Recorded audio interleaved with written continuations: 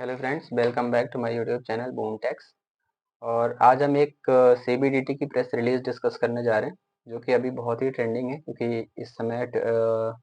लगभग 12 दिसंबर से लोगों के पास नोटिसेज आनी शुरू हो गई। जितनी भी रिटर्न्स लोगों ने फाइल की थी जिसमें कुछ भी गलतियां थी, वो सारी स्क्रूटिनाइज हो रही हैं।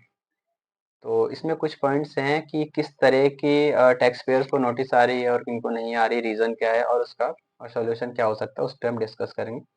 ये आपके सामने एक प्रेस रिलीज है जो सीबीडीटी की है। इसमें आप देख सकते हैं 12 दिसंबर की जो एसएमएस अलर्ट्स हैं उसके रिगार्डिंग है, और 13 दिसंबर को प्रेस इन्फॉर्मेशन रिलीज हुई है। तो इसमें हम कुछ पॉइंट्स देखेंगे कि बेसिकली इसमें सारी डिटेल्स ये लिखी हुई हैं कि बोगस क्लेम कर रहे थे लोग, डिडक्शन बोगस क्लेम कर रहे थे, और बहुत सारी चीज़ें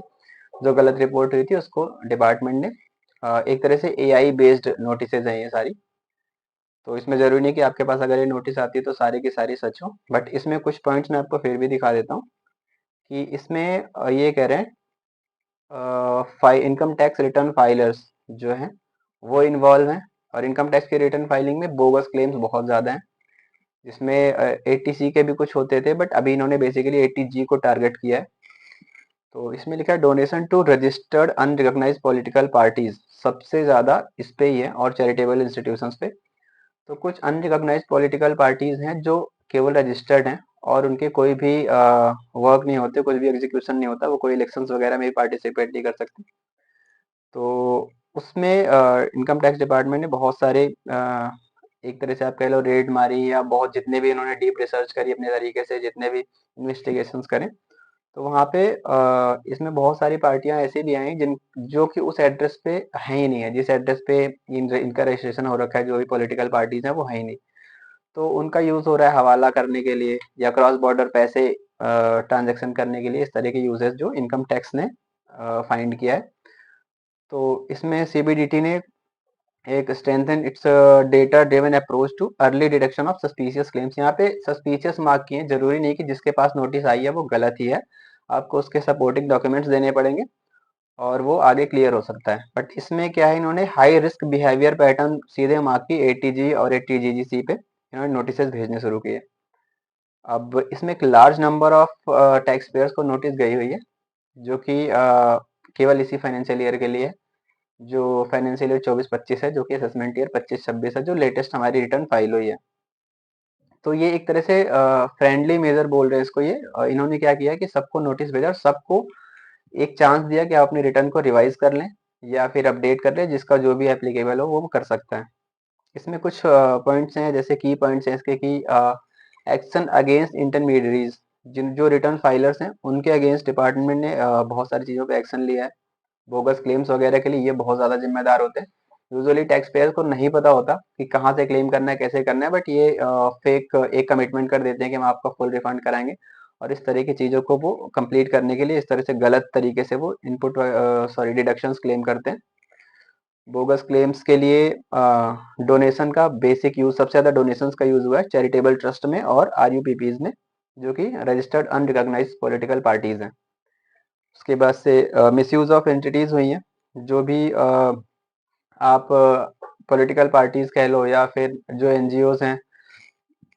इन सबको इनका मिसयूज हुआ है एक तरह से। डेटा ड्रिवन डेटा कलेक्शन पे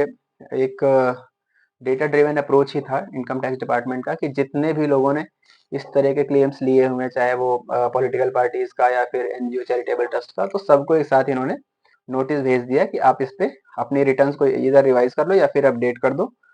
जो भी आपको ठीक लगे। और अगर आपको लगता है कि आपके रिटर्न्स बिल्कुल गलत नहीं है, तो आप एज इट इज को छोड़ सकते हो, क्योंकि हमारे पास जो थर्ड ऑप्शन होगा वो यही होगा कि हम अपील में जाएं अगर कुछ भी नहीं होता। और ऐसे केसेस अभी भी बहुत सारे दिखे हैं जहाँ पे आपके पास चेंजेस करने के ऑप्शन ही नहीं है, आप करेक्शन नहीं कर सकते। या तो आप पूरी रिटर्न रिवाइज करेंगे, आपने अगर सारी चीजें सही फाइल कर रखी तो आप रिप्लाई नहीं कर सकते कि हाँ मेरा बिल्कुल ठीक है और हमें यही रखना है। तो आपके पास एक ही ऑप्शन होगा, या आप अपडेट करो या फिर रिवाइज करो। फिर टैक्स पेयर्स को अलर्ट गए, टैक्स पेयर के रिस्पॉन्सेज भी, उसमें एक लार्ज नंबर में रिस्पॉन्स भी आ रहे हैं। अब इसमें कुछ चीज़ें जो आपको ध्यान रखनी चाहिए थी या आगे भी ध्यान रखना है, वो ये है कि जो भी आप क्लेम या डिडक्शंस ले रहे हैं, ये प्रोफेशनल्स के लिए भी है और टैक्स पेयर के लिए भी, कि आपको ये चीज़ हमेशा पता होनी चाहिए कि आपने कौन सा डिडक्शन क्लेम किया है, वो सच में एलिजिबल है कि नहीं है, उसके पास इनकम टैक्स का सर्टिफिकेट है कि नहीं है, इनकम टैक्स की परमिशन है कि नहीं उसको, तो वो चीज़ आपको देखनी है। और अब भी अगर कुछ गलती हो गई है, आपको खुद से पता चलता है या फिर नोटिस आने के बाद आप उसको अपडेट कर दीजिए या फिर रिवाइज कर दीजिए। और कॉन्टैक्ट इन्फॉर्मेशन आपको सबसे ज़्यादा ध्यान देने की, कई बार आपके सीए जो रिटर्न फाइल करते हैं उसमें अपनी कॉन्टैक्ट डिटेल्स डाल देते हैं, सीए या फिर कंसल्टेंट या जो भी हो, तो आपको कॉन्टैक्ट डिटेल्स अपने डालने हैं हमेशा, सो दैट आपको कोई भी अपडेट्स हो तो वो आपको ऑन टाइम मिलती रहे। और ऑफिशियल सोर्सेज जो हैं उसी पे आप ट्रस्ट करें, ऐसा नहीं कि आपके पास कोई एक मेल आ गई, आपने उठा के उसी पे रिप्लाई कर दिया, आप पैनिक करने लगे। आपको करना क्या है वहाँ पे, कि एक गवर्नमेंट की जो ऑफिशियल साइट है इनकम टैक्स की, वहाँ पे आपको जाना है, या फिर सीबीडीटी के पेजेस जो हैं उन चीज़ों पे आपको ट्रस्ट करना है, अदरवाइज आप उसको छोड़ दीजिए। डेटा आपको दो तरीके से, अभी आपके पास 31 दिसंबर तक रिवाइज करने का ऑप्शन है, उसके बाद से आपको ITR यू फाइल करना पड़ेगा जो अपडेटेड रिटर्न का होता है। तो फिलहाल अभी इतना ही है। और इसके अलावा अगर आपको रिटर्न्स में कुछ ऐसी प्रॉब्लम लगती है, जैसे कि आपके पास नोटिस आई हुई है और आपका डेटा बिल्कुल ठीक है, या फिर आपके पास नोटिस आई है आपका डेटा गलत है, तो आपको उसमें कोई भी रिवीजन अपडेशन वगैरह के लिए कुछ पूछना है तो आप कमेंट बॉक्स में पूछ सकते हैं। उसके लिए आपको जैसे ही मुझे टाइम मिलेगा मैं आपको एक बार रिवर्ट बैक कर दूंगा।